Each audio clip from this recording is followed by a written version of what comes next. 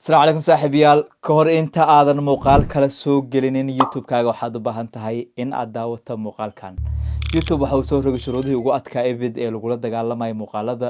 lagu hagaajiyey AI-da. waxaan la sheegay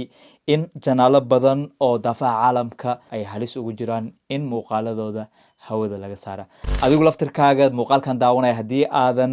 settingka aan ku tusi doono iska sixin waxa aad halis ugu jirtaa youtube-kaaga waxa uu risk ugu jiraa in hawada laga saaro. shuruudo cusub oo hadda soo baxay ayaana daha ka rogi doonaa. waxaan durtagi doonaa laptopga. kusoo dhawaada muuqaalkan oo ah muuqaal xiiso badan oo aan ugu talagalay bulshada Soomaaliyeed meel kastoo ay daafaha caalamka joogaan, gaar ahaan dadka loo yaqaano content creator ee wax ku soo gudbiyay internetka, gaar ahaan bartan youtube-ka oo toddobaadkii tagay soo rogtay shuruudo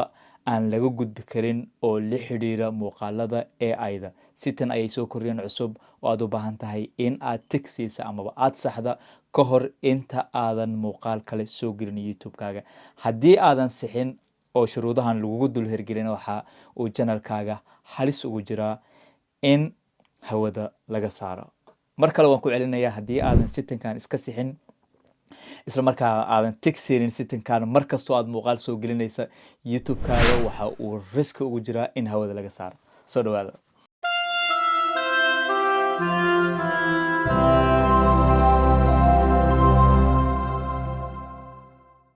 soo dhawaada mar kale saaxiibayaal, waa aniga Cabdijaliil Cusmaan. kanaalkan waxaan ugu talagalay dhalinyarada Soomaaliyeed meel kastoo ay daafaha caalamka joogaan, gaar ahaan dhalinyarada jecel in internetka ay wax badan kusoo gudbiyaan, wax badan ay ka ogaadaan. haddii ay noqon lahayd sidee ayaan dhaqaale ugu samayn karaa internetka, sidee ayaan u adeegsan karaa xirfadda aan leeyahayna aan ugu soo gudbin karaa halkan. janaalkan waa janaal cusub. waxaan sidoo kale leeyahay janaal kale oo aan kusoo gudbiyo wararka iyo siyaasadda oo aan ugu talagalay siyaasiyiinta iyo dadka waaweyn. Cabdijaliil Show ayaa lahaa. qaybta description-ka ayaan soo dhigi doonaa insha Allah haddii aad idmo. halkaasna waad igala socon kartaa, laakiin halkan waxaan ugu talagalay waa brand new channel oo aan ugu talagalay dhalinyarada Soomaaliyeed daafaha caalamka meel kasta ay ka joogaan. hadda computerka ayaan idin dulgeyn doonaa saaxiibayaal. waxaan si wada jir ah u arki doonaa shuruudahan la yaabka leh ee uu youtube-ka soo rogay, isla markaana uu kula dagaalamayo waxa loo yaqaano generative AI oo ah muuqaalada lagu hagaajiyey AI-da. settingkan cusub ayaadna u baahan tahay mar kasta oo aad muuqaal soo gelinaysa saaxiibayaal, sida aan muuqaalka hore ku sheegay in aad tigsiisa. haddii kale channel-kaaga ayaa loo yaaba. bal ina keena laptop-ga ayaan tagi doonaa, warbixinta youtube ayaan akhrin doonaa, kadibna waxaan idin tusi doonaa saaxiibayaal sidee ayaan settingkan tig ku siin doonaa, sidee ayaan muuqaal usoo gelin doonaa youtube-kayga. wax badan ayaa isbedelay, ha harin, laakiin waxaan idin jooga halkan inaan idinla socodsiiyo dhacdooyinkii iyo warbixinadii ugu dambeeyay ee kusoo kordha baraha bulshada, gaar ahaan youtube-ka iyo facebookana muuqaalo badan ayaan gacanta ku hayo waan diyaarinayaa. fadlan si aad u hesha haddii caqabado badan ay ka haysaan dhinaca facebook iyo internetka, waxaan halkan u joognaa inaan research ku sameyn isla markaana aan jawaabo waafi ah ka keena. fadlan ku xirnaa kanaalkan Cabdijaliil Films, Cabdijaliil Showna haddii aad awoodda ka mid noqo dadka ku xiran. waxaan u baahannahay 500 qof si aan u helna waxa loo yaqaano monetization-ka iyo sidoo kale 3,000 saacadood. marka the longer muuqaalkan aad daawato waxa waaye waxaad noo buuxinaysaa waxa loo yaqaano watch hours. sidoo kale haddii aad 500 la gaarsiisa waxaanu awoodnaa in kanaalkeenan dhalinyarada ah aanu monetize gareyn isla markaana aanu lacag ka sameyno. marka fadlan haddii aad muuqaalka daawanaysa oo ah muuqaal muhiim ku ah ka hor inta aadan internetka gaar ahaan youtube-ka muuqaalka xiga soo gelinin, fadlan muuqaalkan subscribe saar, channelkan subscribe saar, naguna xidhnow. waxaanu tagaynaa laptop-ga ina keenaa saaxiibayaal. sidaan idin ballan qaaday waxaan dul imaanay laptop-gayga halkaasi oo 18-ka bishaan aynu ku guda jirna ee maarso ee gabagabada ah. youtube ay soo saareen shuruudo adag oo ay kula dagaalamayaan waxa loo yaqaana generative AI-ga amaba muuqaalada lagu hagaajiyo AI-ga, haddii ay noqon lahayn kuwa codka ah, haddii ay noqon lahayn kuwa muuqaalada ah, amaba sida loo yaqaano deepfake kuwa ah oo dad badan ay ka cabanayaan. hadda sida aad aragtaan amaba halkan ka muuqata waxaan idin tusi doonaa qaar ka mid ah muuqaalada aad looga cawday isla markaana sababay in youtube uu soo roga xayiraadahan adag ee uu kula dagaalamayo. I am not Morgan Freeman, and what you see is not real. muuqaalada aad aragtaan waa qaar ka mid ah dadka ugu caansan aan idhaahday dunidan, isla markaana lagu sameeyey waxa loo yaqaana deepfake oo wejigooda la bedelay, taas oo keentay amaba ku qasabtay YouTube in uu soo saaray restriction adag amaba sidoo kale uu soo roga xanibaadyo adag oo uu kula dagaalamayo dadka adeegsada muuqaalada AI-ga haddii ay noqon lahaayeen kuwa kaartoonada haddii ay noqon lahaayeen kuwa deepfake isticmaala haddii ay noqon lahaayeen kuwa generative AI-ga isticmaala iyo sidoo kale kuwa isticmaala codka lagu generate gareeya AI-da aniga waxaan adeegsaday janaalkayga kale cod baan adeegsan jiray balse hadda waxay u muuqataa in godkaygu ay biyaha igu soo galeen dad badan oo laga yaabo in internet ay ku xidhan yihiinna ay godkooda biyo ugu soo galeen because malaayiin dollar ayaa laga sameeyey muuqaalada loo yaqaana facelesska ee sidoo kale lagu generate gareeya AI-da taasi oo sababtay in YouTube-ka hadda ay indhaha kala furaan islamarkaana ay ogaadaan dadka realka ah ee wax soo gudbinaya ee kasoo muuqanaya janaaladooda ee la arkaya iyo dadka muuqaalada ku hagaajiya creative AI wax loo yaqaana amaba sidoo kale waxa loo yaqaana deepfake ku sameeya marka haddii janalkaaga aadan kasoo muuqanin saaxiib yaal oo aanay ku arkeynin oo aadan real ahayn waxa aad halis ugu jirtaa in mar un YouTube-ka uu isdhaha what's going on halkaa maxaa ka socda marka si aad ugu badbaadda islamarkaana janalkaaga aan hawada looga saarin waxaad u baahan tahay in aad tigsiisa qeybo ka mid ah sitting oo cusub oo hadda lasoo kordhiyey oo YouTube lagu soo kordhiyey balse aniga ayaa tusin doona aniga ayaa halkan idin jooga haka walwalin haddii aan warbixinta YouTube-ka ay soo saareen sida aad aragtaan saaxiib yaal 18 bisha Maarso ee sanadkan aynu ku guda jirno 2024 waxay leeyihiin we are helping creators disclose altered or synthetic contexts oo ah in ay caawinayaan dabcan waxay leeyihin waanu idin caawinayna nama caawinayaane sida inoo caawina waxay tahay in ay naga caawiyaan in channelkeena aan hawada laga saarin marka caawimaadda halkan ay sheegayaan waxay tahay waanu idin degaynaa way degniin waxaan ugu degaynaa bay ka dhigan tahay helpingtan wax kale ma aha saaxiib because waxa shuruud marka lagu sheego lagu soo rogo xanibaad waxay ka dhigan tahay in aad raacdo sidaad aragtaan saaxiib yaal sida halkaad ku aragtaan saaxiib yaal waxay leeyihiin generative AI-ga waxaa loo sameeyaa in muuqaalo lagu sameeyo isla markaana dadku ay express galeen amaba ay muuqaalo kusoo gudbiyaan iyagoo sharxaad sameynaya iyagoo sidoo kale experiment sameynaya tools sameynaya sidoo kalena creative process isticmaalaya laakiin waxay leeyihiin saaxiibayaal viewerska u baahan in ay arkaan muuqaalo transparency ah ee xaqiiqo ah ayaa kordhaya iyagoo sidoo kale xaq u leh inay ogaadaan muuqaaladan inay yihiin muuqaalo rasmi ah iyo sidoo kale inay yihiin muuqaalo altered lasoo bedela amaba synthetic ah oo lagu sameeyey generative AI-ga marka paragraphkan ka hore wuxuu idin cadaynayaa saaxiibayaal in muuqaalada creative AI-ga lagu soo sameeyey ay wanaagsan yihiin laakiin sidoo kale dadku ay u baahan yihiin viewerska ay u baahan yihiin ay rabaan transparency about whether the content they are seeing is altered or synthetic oo ah in muuqaalada ay arkayaan ay yihiin muuqaalo lasoo bedelay amaba synthetic oo lagu sameeyey internetka waxay leeyihiin that's why sababta aan u introduce garaynayna new tool oo ah in Creator Studio-ga aad ka heli kartaan kaas oo codsanaya in aad qeexdaan viewerska u qeexdaan in muuqaalada aad soo gudbinaysiin ay yihiin kuwa ah realistic content oo ah kuwa xaqiiqa ah that's why today we are introducing a new tool in Creator Studio requiring creators to disclose the viewers when realistic content oo ah in aad tusisaan creatorada in muuqaalada aad soo gudbinaysiin ay yihiin kuwa realistic ah waxay leeyihiin halkan content viewers oo dadka wax daawada audience could easily mistakenly for a real person a place a scene or an event oo ah in dadka guryaha jooga ee hooyooyinka iyo maamooyinka ah ee guryaha jooga ee wax daawada ay aad ugu wareeraan ama aad loogu qaldi kara real person inuu waxan yahay inuu dib feeg yahay real place in meesha la jooga ay meeshii saxdeed ay tahay scene-ka uu yahay like meelaha wax lagu jilayo amaba meelaha la soo sawiray ay tahay scene-ka saxda or eventyada dhacay ay yihiin event xaqiiqa ah oo hadda dhici hayso waxa laga yaabaa in generative AI lagu soo hagaajiyo shir weyn oo uu ka qayb galay madaxweyne Hawel laakiin wixii lagu soo hagaajiyay deep fake oo aan xaqiiqo ahayn place waxa laga yaabaa magaalooyin gubanaya in la soo saaro laakiin magaalooyinka aanay gubanayn laakiin creative AI lagu soo hagaajiyay iyo si real person oo sida muuqaalada aan idin soo tusay deep fake lagu hagaajiyay dadkana ay ka cawdaan haddii waxay sheegeen YouTube dadkaas ay ka soo cawdaan in muuqaalkooda aad adeegsatay ama codkooda aad adeegsatay waxaad halis ugu jirtaa in YouTube-kaaga hawada laga saaro setting ayaan idin tusi doonaa laakiin hore aan usii socono waxay leeyihiin this new label waxay leeyihiin the new label is meant to strengthen transparency with viewers and build trust between creator and their audience. Some example of the content that require disclosure includes halkan waxay leeyihiin labelkan cusub ama settingkan cusub ee lasoo kordhiyay waxay leeyihiin waxaan ugu talagalnay inaan ku xoojino transparency-ga viewers kama fahanta and build inaan dhisna trust between creators and their audience oo ah dadka muuqaalada sameeya iyo audience-ga dhexdooda inaan trust ka sameyna. Some examples of waxay leeyihiin some examples of the content that require disclosure includes oo ah qaar ka mid ah tusaalooyinka aad u baahan tahay settingkaaga inaad ku cadeysa waxaa ka mid ah markastoo aad muuqaalka soo gelinaysa sidan hoose waxay ku leeyihiin using the likeness of a realistic person in aad isticmaasho realistic person ma fahantid digital altered content to replace the face of an individual with another's waxay leeyihiin digital altered content to replace the face of one individual with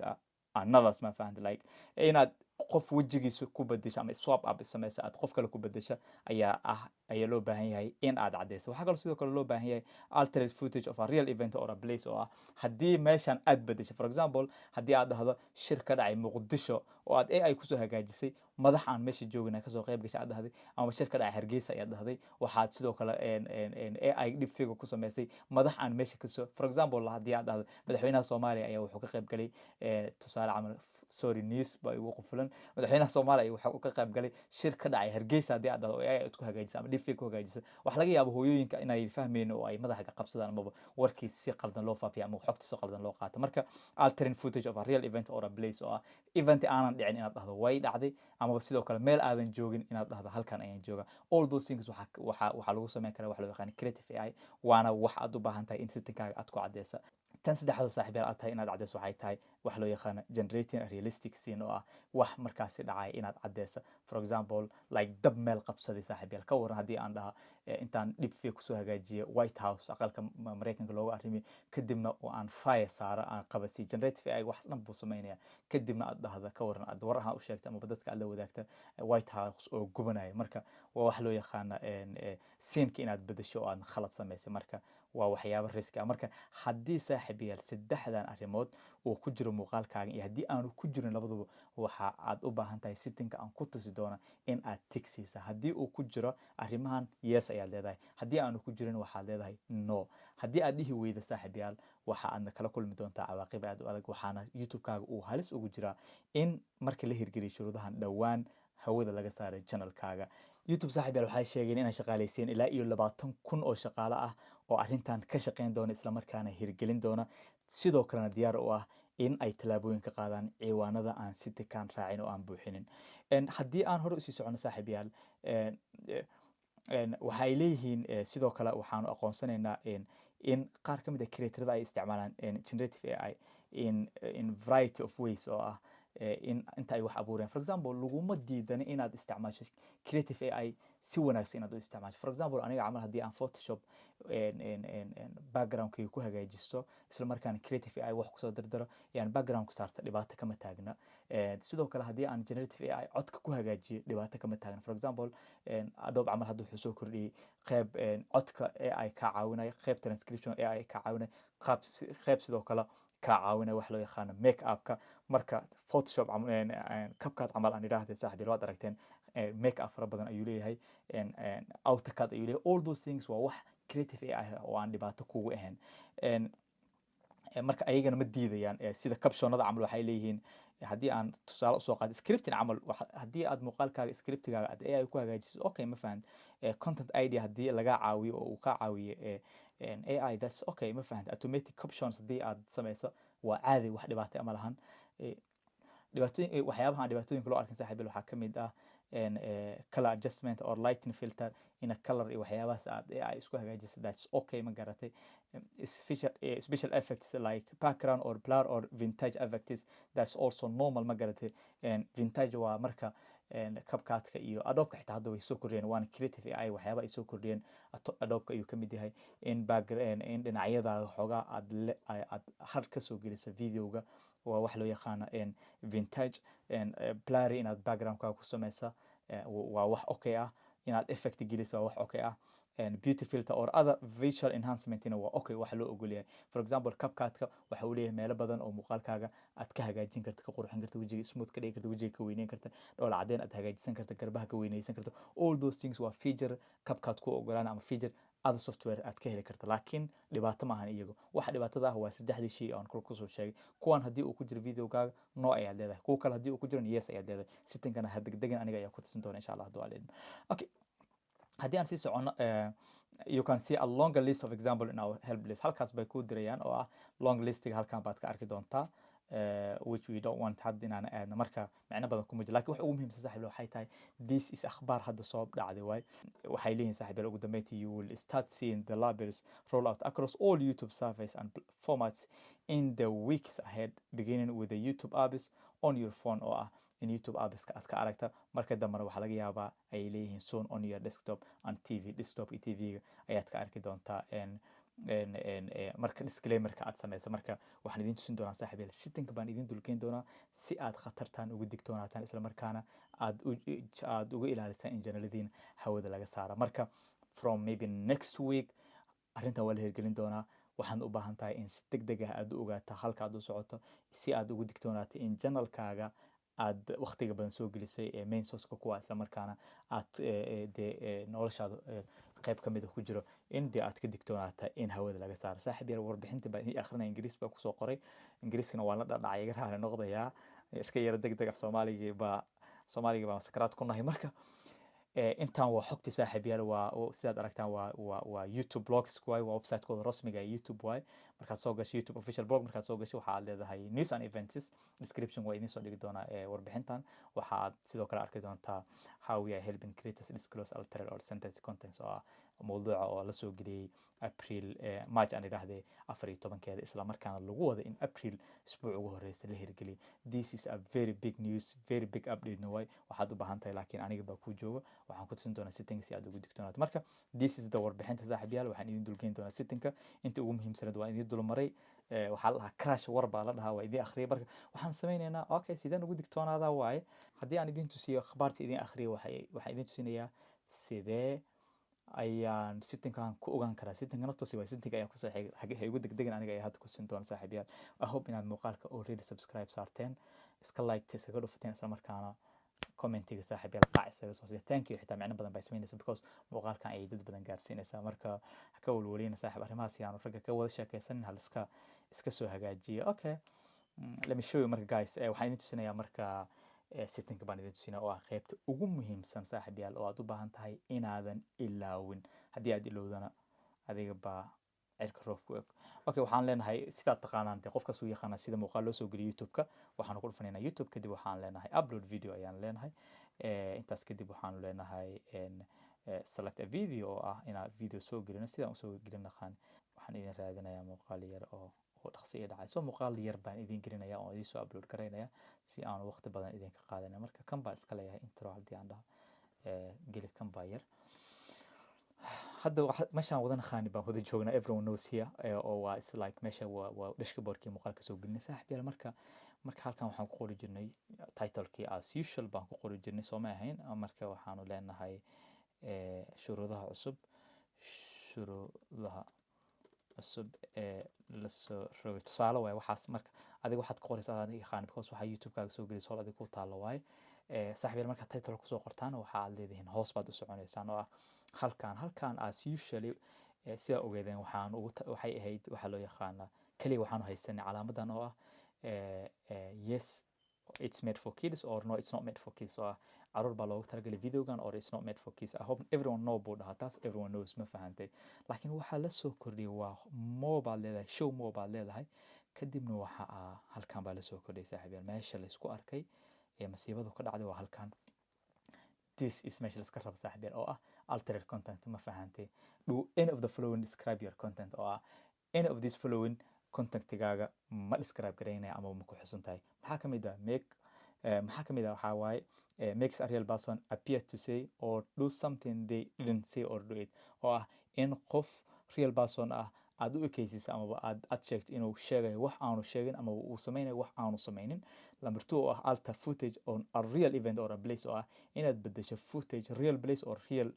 event aanan dhicin inaad samaysata, or sidoo kale generate a realistic looking scene that didn't actually occur, oo ah in aad realistic samaysa looking scene. For example, meel qarax uu ka dhacay, meel diyaarad ay duqeysay, meel dab uu ka dhacay, dad islaynay, meel dagaal face ku face, dad madaafiic la dulmarsiiyey. all those things waxa ay dhahaan waxa way realistic looking scene oo ah that didn't occur that actually occur oo aan dhicin in adigu samaysato deepfake baa lagu sameeyaa thousand AI waxaa jira app software oo hadda soo baxay oo complicated ah waxaan dan samayn kara oo aadan garanaynin inay real yihiin iyo inaanay real ahayn marka haddii intaan uu ku jiro videogaaga you will say yes baad leedahay yes markaad dhahdo videogaaga probably waxaa laga yaabaa inaan delete garaynin amaba in aad dhibaato kale kala kunto laakiin waxyaabaha ugu yar ee aad kala kulmi karto waxaa ka mid ah in muuqaalkaaga qaybta hoos description la saaro oo ah muuqaalkan waxaan iyo waxaan ayaa informationku baa lagu darayaa muuqaalkaaga disclosure bay ku darayaan oo ah disclaimer bay ku darayaan waxay leeyihiin videogan ma ahan video real ah because qofkii muuqaalka abuuray ee creatorka ayuu wuxuu dhahay yes waxaas buu ka samaysan yahay I hope inay fahanteen haddii waxaas aanu ku jirin oo muuqaalkaaga real yahay sida hadda aniga aan u hadlay uu yahay ama muuqaal adigu aad duubatay uu yahay aad ogtahay 100% aanu wax AI iyo wax kale ku jirin waxaad leedahay no oo ah end of the following does not describe on my content oo ah waxyaabaha aad sheegteen videogayga kuma jiro marka waxaad leedahay no baad dooranaysaa I hope halkan inay caddahay saaxiib ilaahay rajaynaa meesha ugu muhiimsan waa inta haddii aad waxun AI isticmaashay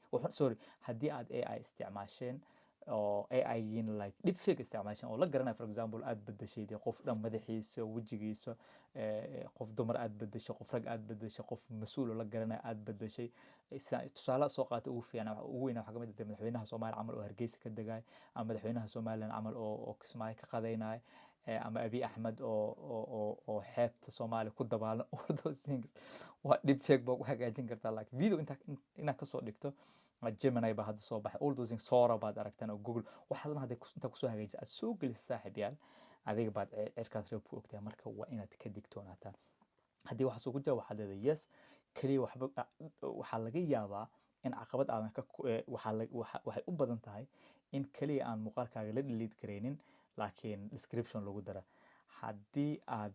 yes dhahdo oo ay yes-taadu badato waxaa laga yaabaa in channelkaaga hawada laga saara haddii aad wixii noo dhahdo isla markaana ay yes yihiin oo ah muuqaalada waxaad ka laakiin noo dhahdan sidoo kale waxaad la kulmi kartaa ganaax adag oo ay u badan tahay in channelkaaga saaxiibyaal hawada laga saara marka I hope saaxiibyaal inaad fahanteen baan rajaynayaa this is new setting oo hadda la soo kordhiyay isla markaana this week ama next week will roll all the YouTube-ka formadiisa baana lagu sii daayo include reelska haddii aad noqon lahayd main videoga marka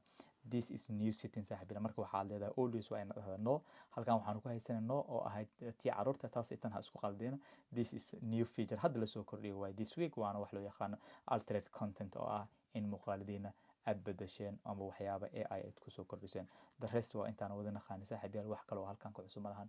aad iyo aad baad u mahadsantiin I hope inaad fahanteen si fiican weliba aad u fahanteen barnaamijkan oo ah xogta cusub ee ugu dambeysay ee YouTube u soo saaray ee ku saabsaneed sida ay ula dagaalamayaan waxyaabaha la xiriira generative AI oo ah muuqaalada AI-ga lagu soo hagaajiyo waxaan ahay Cabdijaliil Cusmaan Cabdijaliil films ayaad la socotaan saaxiib Cabdijaliil show ayaan leeyahay oo aan kusoo gudbiyo wararka arrimaha siyaasadda iyo dhacdooyinka maalinlaha ee Soomaaliya iyo caalamka ka dhaca waan idinkaga mahadcelinaa halkaas haddii aad sidoo kale iga soo raacdaan oo aad subscribe saartaan halkan dhalinyarada ayaan ugu talagalay inaan kusoo gudbiyo akhbaaraadka internetka la xiriira iyo waxyaabaha cusub ee internetka fadlan ka mid noqo waxa aad sidoo kale nagu taageeri kartaa in aad muuqaalkan like saarto isla markaana subscribe gareyso wax weyn bay noo tari doontaa assalaamu calaykum waraxmatullaahi tacaala wabarakaatuh tani intaan mar kale ismaqal doona is arki doona waxaan idin leeyahay Soomaaliya ha noolaato